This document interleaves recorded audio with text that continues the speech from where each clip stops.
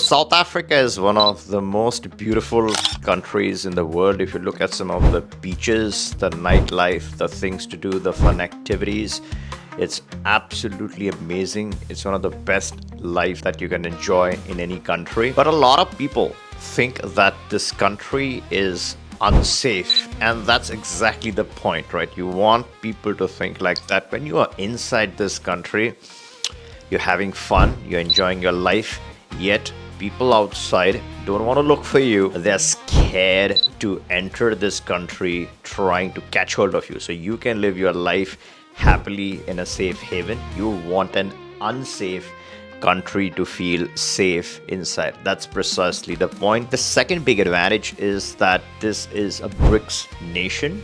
So you want to be on the other side. You want to be on the side of the BRICS bloc. And in case of a war situation, you know what's going to happen with Europe. You want to be in Africa, and there's no better place than South Africa to spend your time with your family. Or let's say you're single, this is the perfect place to be inside. And a lot of my female clients are super excited and interested in South Africa. And the stats are staggering. A lot of women from Middle East, women from the US are particularly inquiring about the RSA permanent residency for them and their family. I think, and this is my personal opinion, I think women can see things that men can't. And while the men are shit scared about South Africa as being a safe place to live, women see this quite differently. And there's some specific reasons for it, and it just makes sense. And when I'm saying this is for legal and clean people. This is not for criminals or people who have any bad intentions. So let's say your record is clean. This is the time to get into South Africa. So when let's say the situation is troublesome, or let's say you're convicted of a serious crime. And when I talk about crime, some examples of the things that I'm talking about is, let's say you drove in Saudi Arabia, you were a woman before 2018. For men, that was fine. But for women, it was a criminal offense. It was a serious criminal offense. So if you are one of those criminals, having a residency outside is always a backup or a plan B option. Again, do not commit any crime. And if you have committed a crime, then face the punishment, be clean, and then we are talking.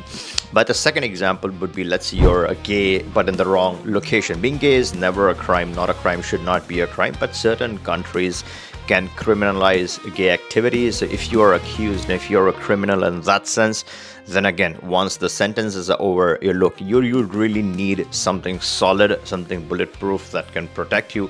Or let's say you're framed or wrongly accused. That does not matter. If the state of the country thinks that you are the culprit, then again, you got to face that punishment.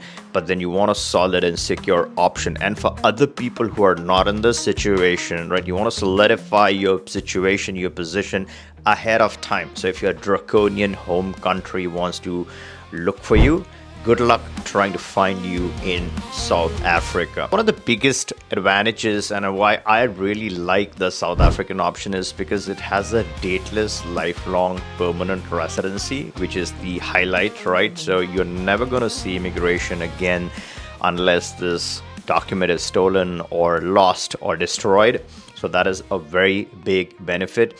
And there is literally no qualifying criteria, or next to no qualifying criteria. There are two things to keep in mind, which I'm going to discuss in this video. I'm also going to talk about the benefits of the citizenship and how do you get from permanent residency to citizenship, the pathway to getting there, and the advantages of this citizenship.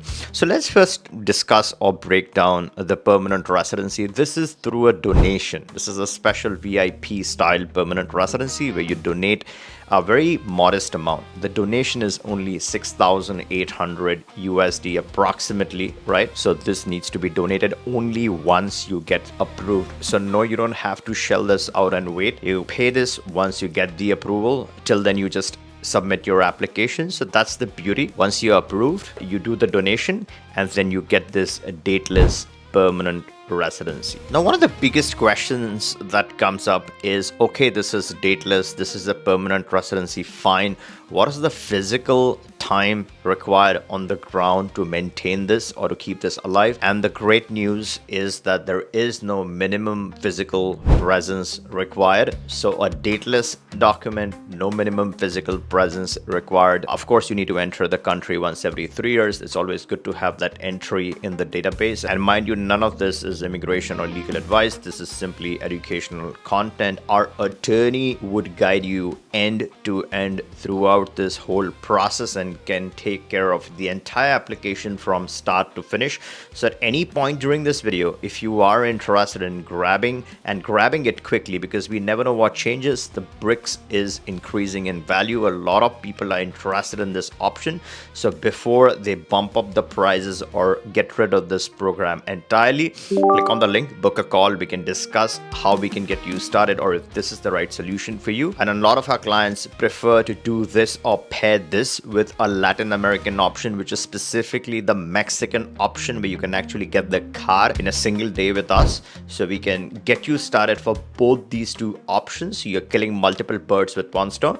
But let's get back to South Africa. So once you have this permanent residency in place, the soonest that you can apply for citizenship is after 5 years. Now, this passport is a BRICS passport. It has some very unique and exciting access. It is a perfect complement to any Western passport. Specifically, let's say you come from Canada or US or Australia or any other Western country or any other European country, then you want to have a diversified second African passport, which gets you a lot of advantages. Again, as I said, it's the BRICS country. It's one of the main BRICS countries. So either you have Brazil or you have South Africa. You really need one of these two citizenships. So that is what this provides. And what they really are interested in is your domicile in the final year, right? So between year number 4 and year number 5, you got to live there at least half the time. So that's really going to be very important before you apply for your citizenship. A lot of notable people carry the South African passport. One of the biggest examples is Elon Musk.